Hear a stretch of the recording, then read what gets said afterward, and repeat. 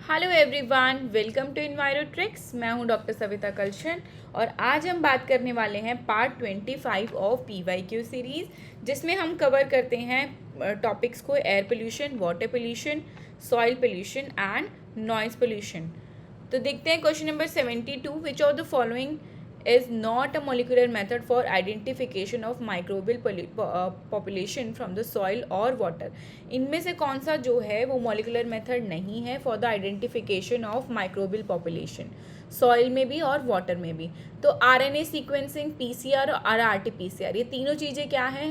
molecular method of extraction है, ठीक है। मॉलिकुलर मेथड ऑफ एक्सट्रैक्शन है RNA, RT-PCR और PCR। बट MPN की अगर हम बात करें, it is not the molecular method or a cultural method। ये जो होता है एम्पियन जो होता है वो आपका स्टैटिस्टिकल मेथड होता है to estimate the micro organism, ठीक है। It is the statistical method to estimate the micro organism. तो ये क्या बताता है? Most probable number of micro organism बताता है। MPN which is related to most probable number of micro organism जो है वो आपका कौन बताता है? एम्पियन बताता है। तो करेक्ट आंसर क्या है? Option number A, because they are talking about not a molecular method. The next question देख लेते हैं। Which of the following organism is the most tolerate to sewage pollution. इनमें से कौन सा जो है वो सॉल्ट टॉलरेटिंग है, sorry most tolerate to sewage pollution है? जो आपका क्रोनोमस जो है, बेसिकली इसका करेक्ट आंसर है ऑप्शन नंबर सी। क्रोनोमस जो है वो आपका कहाँ मिलता है? ठीक है, ये एक्वाटिक रीजन में मिलेगा आपका, और ये सीवेज टॉलरेटिंग होता है। ये सीवेज टॉलरेटिंग ऑर्गेनिज्म होता है। It is the sewage tolerating organism and which indicate the organic pollution. It indicate the organic pollution. क्या इंडिकेट करता है? ऑर्गेनिक पोल्यूशन को इंडिकेट करता है। और लो ऑक्सीजन कंडीशन में भी क्या कर लेता है? ये सर्वाइव कर लेता है। किसमें? लो ऑक्सीजन कंडीशन में भी सर्वाइव कर लेता है, ठीक है। तो करेक्ट आंसर क्या है? Most tolerate to sewage pollution is the Chironomus, option number C. The next question देख लेते हैं, क्वेश्चन नंबर 74। एयर पोल्यूटेंट्स दे रखे हैं आपको और कंट्रोल टेक्निक और इक्विपमेंट्स बताने हैं आपको, ठीक है। तो PM 2.5 की अगर हम बात करें, पर्टिकुलेट मैटर के लिए क्या यूज़ करते हैं? इलेक्ट्रोस्टैटिक प्रेसिपिटेटर्स यूज़ करते हैं। अगर इस तरीके के क्वेश्चन जो है आपको इजीली सॉल्व करने हैं तो मैंने इसके ऊपर अलग से जो है एक वीडियो बना रखा है, और आप देख सकते हैं। अभी तक हमने जो PYQ सीरीज़ जो स्टार्ट कर रखी है, प्रीवियस ईयर क्वेश्चन जो है related to air pollution, water pollution और यूनिट 6 जो है, जितने भी आपके क्वेश्चन हैं, आप देख सकते हो कि एयर पोल्यूशन से रिलेटेड जो भी क्वेश्चन आए हैं, आपको कंट्रोल टेक्निक और इक्विपमेंट में काफ़ी अच्छे क्वेश्चन जो है वो मैच द फॉलोइंग फॉर्म में या फिर मल्टीपल चॉइस के फॉर्म में जो है आपको दे रखे हैं, ठीक है। तो वो क्वेश्चन जब सॉल्व कर पाओगे जब आपका बेस क्लियर होगा। तो बेस क्लियर करने के लिए आप मेरे लेक्चर को प्रेफर कर सकते हैं। तो चलो देखते हैं क्वेश्चन एयर पोल्यूटेंट। तो पर्टिकुलेट मैटर 2.5 जो है उसके लिए हम क्या यूज़ करते हैं? पर्टिकुलेट मैटर के लिए हम क्या यूज़ करते हैं? इलेक्ट्रोस्टैटिक प्रेसिपिटेटर्स का यूज़ करते हैं। देन हम बात कर लेते हैं सल्फर डाइऑक्साइड, सॉक्स के लिए। तो सॉक्स के लिए हम क्या यूज़ करते हैं? स्क्रबर यूज़ करते हैं। क्या यूज़ करते हैं? स्क्रबर्स यूज़ करते हैं, ठीक है। तो SO2 which is related to scrubbers. NOx के लिए हम क्या यूज़ करते हैं? नॉक्स के लिए हम यूज़ करते हैं सेलेक्टिव कैटालिटिक रिडक्शन। क्या यूज़ करते हैं? सेलेक्टिव कैटालिटिक रिडक्शन जो है वो किसके लिए यूज़ होता है? नॉक्स के लिए यूज़ होता है। अगर coarse large size particulate matter है तो उसके लिए हम क्या यूज़ करेंगे? Cyclone collector. क्या यूज़ करेंगे? Cyclone collector. तो इन शॉर्ट बात कर लेते हैं। PM 2.5 के लिए हम क्या यूज़ कर रहे हैं? Electrostatic precipitator. सल्फर डाइऑक्साइड के लिए हम क्या यूज़ कर रहे हैं? स्क्रबर्स, वेट स्क्रबर्स जो हैं वो यूज़ होते हैं। नॉक्स की अगर हम बात करें तो हम क्या करेंगे? सेलेक्टिव कैटालिटिक रिडक्शन यूज़ कर रहे हैं। Selective catalytic reduction which is use for NOx. Coarse particulate matters की अगर हम बात करें, we are using for cyclone collector. तो क्या यूज़ करते हैं? साइक्लोन कलेक्टर का यूज़ करके हम कोरस पर्टिकुलेट मैटर को ट्रीट करते हैं, कंट्रोल करते हैं। तो इसका करेक्ट आंसर है ऑप्शन नंबर बी। चलिए नेक्स्ट क्वेश्चन देख लेते हैं। Consider the following statement regarding the reaction in moderately acidic soil. तो मॉडरेटली एसिडिक सॉइल पहले तो हमें पता होना चाहिए, अगर ऑप्शन जो है हमें उसमें से देखने हैं। तो मॉडरेटली एसिडिक सॉइल, देखो सॉइल पीएच रेंज जो है वो 3 तरीके का होता है। एक होता है स्लाइटली एसिडिक, देन होता है मॉडरेटली एसिडिक और स्ट्रांगली एसिडिक। तो स्लाइटली एसिडिक की अगर मैं बात करूँ तो उसमें आपका पीएच रेंज रहता है 6 to 6.5। कितना रहेगा पीएच रेंज स्लाइटली एसिडिक के लिए? 6 to 6.5, ठीक है। और मॉडरेटली एसिडिक में आपका पीएच रहेगा 5.5 to 6। कितना रहेगा? 5.5 to 6। और स्ट्रांगली एसिडिक अगर है तो आपका पीएच कितना रहेगा? Less than 5.5। कितना रहेगा? Less than 5.5। तो मॉडरेटली एसिडिक, अब बेस सेचुरेशन की अगर हम बात करें तो स्लाइटली एसिडिक में जो बेस सेचुरेशन होता है वो बहुत ही ज़्यादा होता है। कितना होता है? 60 to 80% बेस सेचुरेशन होता है। किसमें? स्लाइटली एसिडिक सॉइल में, ठीक है। बेस सेचुरेशन सबसे ज़्यादा किस में? स्लाइटली एसिडिक सॉइल में। देन उसके बाद किस में है base saturation? Moderate base saturation रहता है आपका किस में? मॉडरेटली एसिडिक सॉइल में, जिसका पीएच कितना है? 5.5 to 6.5। तो हायर देन स्ट्रॉन्ग एसिड, तो कितना रहता है इसमें? 40 to 60%। लेकिन स्लाइटली एसिडिक में बेस सेचुरेशन कितना रहता है? 60 to 80%। और स्ट्रांगली एसिडिक सॉइल में कितना रहेगा बेस सेचुरेशन आपका? बहुत ही कम रहता है, लेस देन 40%। तो सबसे पहला देखो स्टेटमेंट क्या कह रहा है? Base saturation is higher than that in strongly acidic soil. तो स्ट्रांगली एसिडिक सॉइल से बेस सेचुरेशन जो है आपका हायर रहता है। Yes, this is correct. तो स्ट्रांगली एसिडिक का कितना रहता है? 40% बेस सेचुरेशन रहता है। लेकिन मॉडरेटली एसिडिक सॉइल जिसका पीएच कितना है? 5.5 to 6 है, उसका बेस सेचुरेशन कितना रहता है? 40 to 60%। So it is greater than 40%।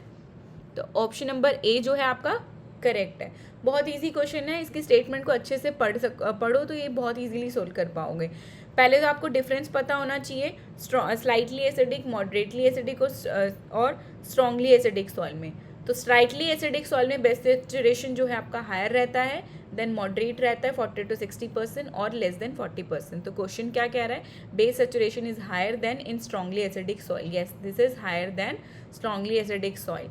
तो एक ऑप्शन ए जो है आपका करेक्ट है। देन ऑप्शन नंबर बी क्या कह रहा है? Free aluminium ion are abundant in soil solution.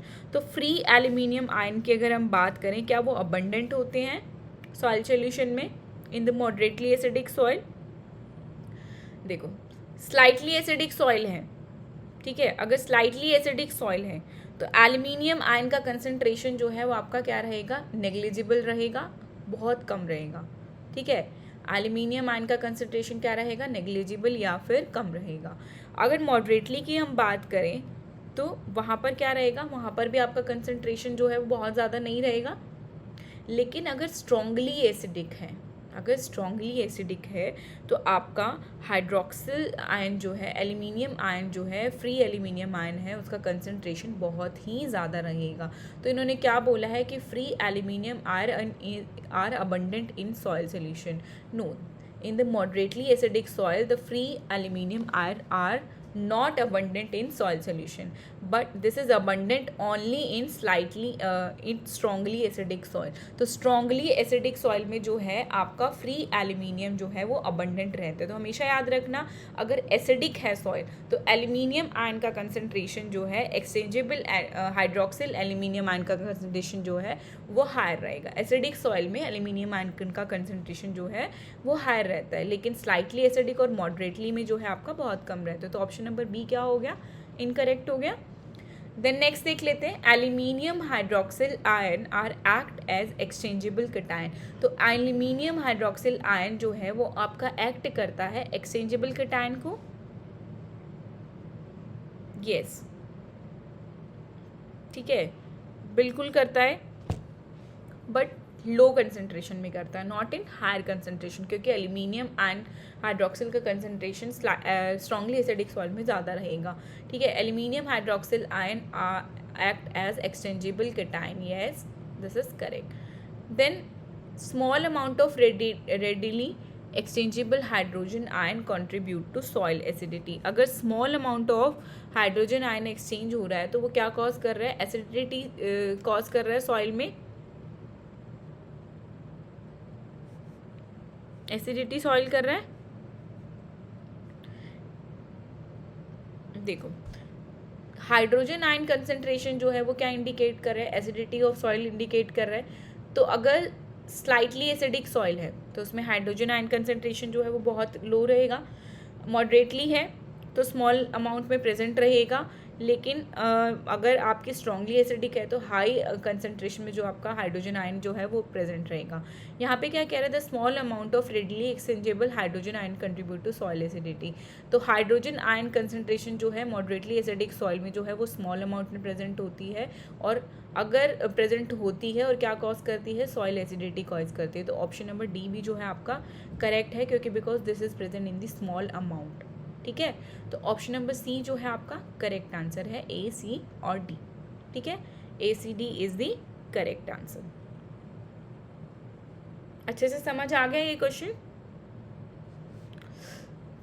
Then next देख लेते हैं, volatile organic compound are great concern because, क्यों ग्रेट कंसर्न है VOCs के लिए हमें,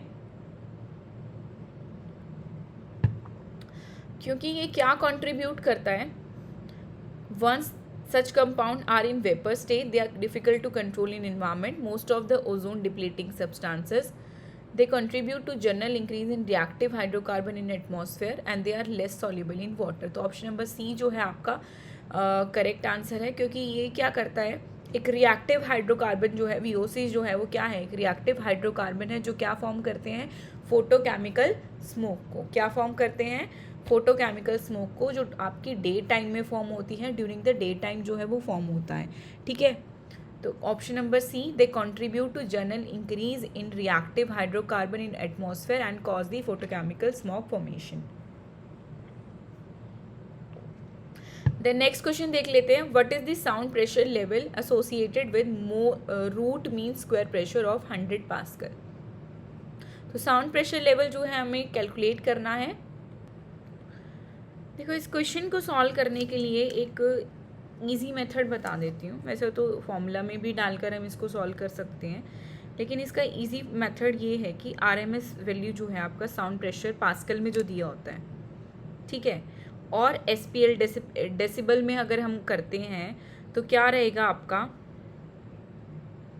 कि every 10 increase in pressure is equals to 20 decibel. जब भी टेम्परेचर प्रेशर आपका इंक्रीज हो रहा है तो +20 इंक्रीज हो रहा है, कितना हो रहा है, +20 इंक्रीज हो रहा है। सपोज दैट कि आपका अगर पास्कल में प्रेशर जो है वो अगर 2 पास्कल है, इट्स मीन 100 डेसिबल। ठीक है, 2 पास्कल है या फिर 100 डेसिबल है, तो मैंने बोला कि 10 टाइम इंक्रीज होगा, तो 2 × 10 जब हम करेंगे तो कितना हो जाएगा, 20 pascal. 20 pascal is equals to कितना रहेगा आपका, 100 में 100 + 20, ठीक है, 100 + 20 हो रहा है आपका, तो कितना है, 120 डेसिबल हो गया।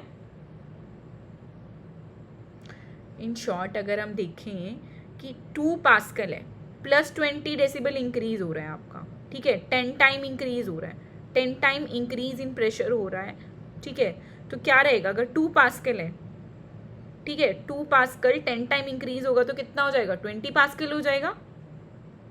डेसिबल्स में अगर हम बात करें तो 100 डेसिबल है, कितना है, 100 डेसिबल है। 100 डेसिबल अगर डेसिबल में अगर आपसे पूछा है तो आप हमेशा करोगे +20, कितना करोगे, +20, लेकिन अगर आपको पास्कल में पूछा है तो क्या करोगे, × 10। ठीक है, अगर आपको 2 पास्कल दे दिया तो आपसे पूछा कि वैल्यू कितना होगा, इंक्रीज कितना होगा, तो वो होएगा आपका 2 × 10 इज इक्वल्स टू 20 पास्कल। ठीक है, लेकिन अगर आपसे डेसिबल में पूछा है यही कंसंट्रेशन, तो 100 डेसिबल है, ठीक है, 100 डेसिबल, इसमें क्या होएगा आपका +20 ऐड होएगा, क्या होएगा, +20। तो हमेशा याद रखना, अगर पास्कल में पूछा है तो × 10 करेंगे, और अगर डेसिबल में पूछा है तो आपको क्या करेंगे, +20 करेंगे, तो 120 डेसिबल हो जाएगा आपका। ठीक है, तो चलो एक बार हम इस क्वेश्चन को देख लेते हैं। शॉर्टकट ट्रिक बताई थी मैंने, तो इसमें RMS साउंड प्रेशर दे रखा है आपका, ठीक है, 20 माइक्रो पास्कल अगर होगा तो वो 0 डेसिबल रहता है आपका, ठीक है। 0.02 डेसिबल में कितना रहेगा आपका 0. ये टेबल आप अगर मैं आपको प्रोवाइड भी करा दूंगी, इसको याद करना है। अगर 0.02 पास्कल है तो कंसंट्रेशन कितनी रहती है पास्कल उसमें डेसिबल में 40 डेसिबल। अगर 0.02 है, ठीक है, 0.002 है, अगर 0.002 है तो रहेगा आपका 40 डेसिबल। 0.02 है तो वो रहेगा आपका 60 डेसिबल। 0.2 है तो आपका रहेगा 80 डेसिबल। 2 पास्कल है तो is equals to 100 decibel. 20 pascal है तो is equals to 120 decibel. 100 pascal है तो it is equals to 134 decibel. कितना रहेगा 134 डेसिबल। अगर 200 पास्कल है तो कंसंट्रेशन रहेगी डेसिबल में 140 डेसिबल। कितना रहेगा 140 डेसिबल। तो हमसे इन्होंने क्या पूछा है 100 पास्कल पूछा है। कितना पूछा है 100 पास्कल। तो 100 पास्कल का कंसंट्रेशन कितना रहेगा 134 डेसिबल। कितना रहेगा 134 डेसिबल। इन शॉर्ट याद रखना है आपको, अगर 0.00002 पास्कल है तो इज इक्वल्स टू 0 डेसिबल। 0.002 है 002 is equals to 40 decibel. 0.02 pascal is equals to 60 decibel. 0.2 pascal is equals to 80 decibel. 2 pascal is equals to 100। 20 pascal is equals to 120 और 100 pascal is equals to 134 decibel. 200 pascal is equals to 140 decibel. ठीक है,